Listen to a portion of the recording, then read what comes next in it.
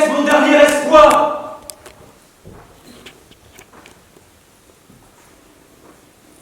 La nouvelle vous est sans doute parvenue que la quête du Graal étant achevée, le roi Arthur a ordonné la quête Merlin. Il a grand besoin de son réconfort et de son conseil sur l'avenir du royaume qui nous inquiète tous. De plus, une affaire intime va-t-il confier le tourmente. Il ne sait quel parti prendre. Merlin, autrefois, lui indiquait toujours la bonne voie. Nous sommes partis 150, mais nous n'avons pas trouvé la moindre trace de lui. J'étais prêt à abandonner car je n'ai plus les forces d'autrefois, quand m'est revenue l'histoire d'Excalibur que mon oncle a tant de fois contée. Il se trouvait en compagnie de Merlin au bord de ce lac dont l'eau bleue et profonde lui faisait peur, quand soudain, une épée au milieu du lac est sortie verticalement de l'eau. Un bras vêtu de soie blanche la tenait, dont la main était noire. Merlin a dit, voici la bonne épée dont je t'ai parlé, celle dont tu as besoin. Et mon oncle a répondu qu'il avait envie, très envie, tellement envie de cette épée qu'il donnerait Carduel ou Cabalot pour elle. J'ai envie de cette épée.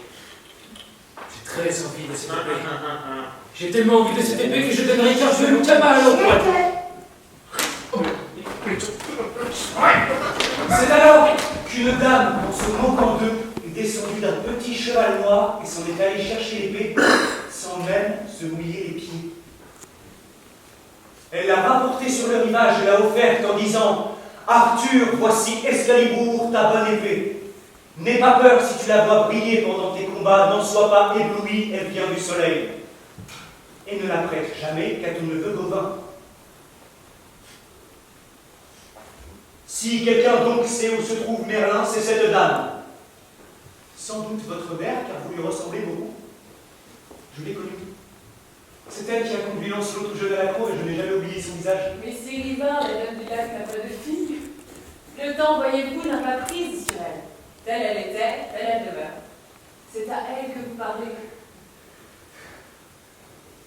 Vous avez eu raison de venir me trouver, tant pour le bien du roi que pour celui de votre filleul Lancelot sur lequel plane de grandes menaces.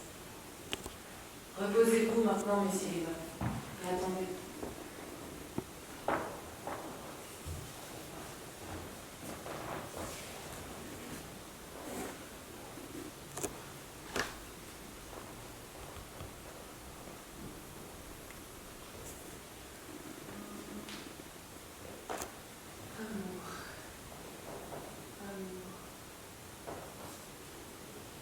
Je ne pensais pas que tu te vengerais de moi à travers Lancelot.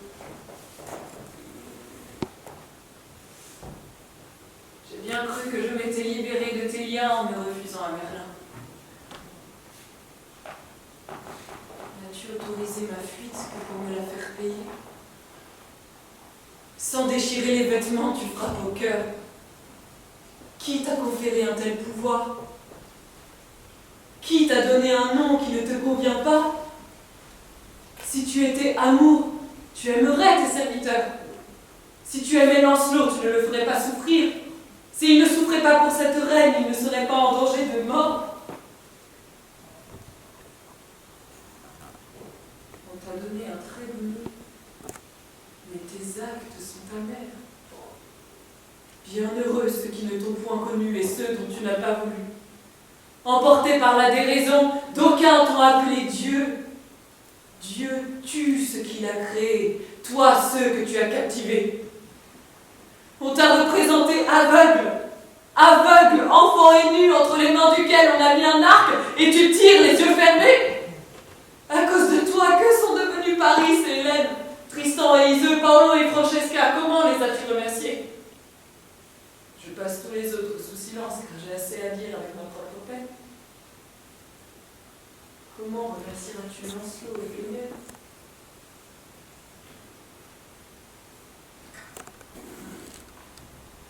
Merlin? Merlin? Mais pourquoi as-tu protégé Morgane, toi qui aimais tant le royaume de l'or? Vois tout le mal qu'elle a fait et se prépare encore à faire. Mais parle! si bavard d'habitude?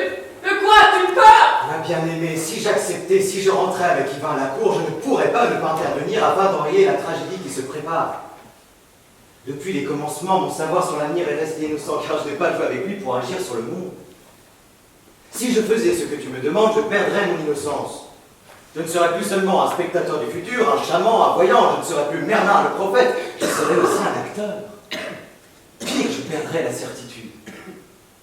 Le futur est le résultat de tout ce qui se passe dans le monde, aussi bien des lois naturelles que des mouvements des créatures. Le papillon qui tape du pied, le tyran qui incendie Rome, Galate qui tuera non, qui a déjà tué la bête Latissant.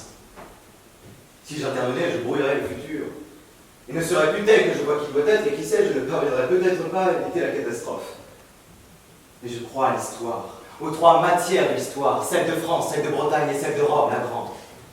Celle de Bretagne s'achève. Elle n'aura pas été un tissu de contes vains et plaisants, comme l'affirme ce nigaud de Jean Baudel, elle aura été aussi vraie que les autres. Elle s'achève, mais pour qu'elle ne se termine pas, qu'elle devienne l'histoire qui ne se termine jamais, à savoir le conte, elle a besoin de moi. Et qui t'empêche de descendre, de retourner avec Yvain à la cour et de conseiller Arthur comme autrefois? Qui m'en empêche? L'amour. J'ai compris qu'être enfermé dans la prison d'air et être ton prisonnier est la seule façon d'assurer et de prouver la pérennité de l'amour. Mon destin restera pour tous une nouvelle exemplaire. Si je retrouvais la terre ferme, je retrouverais ton corps interdit qui est la passion de mon âme, et elle s'y consumerait toute vite et sans joie.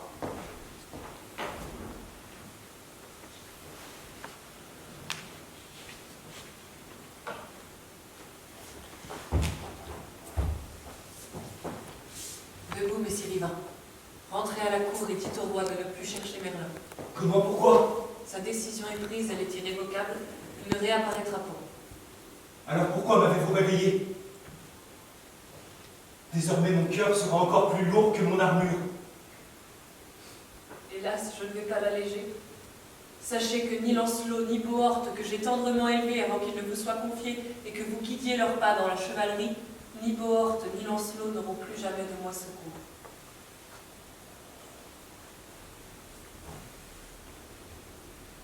La surface de ce bateau, désormais immobile, ne bougera que sous l'effet du vent.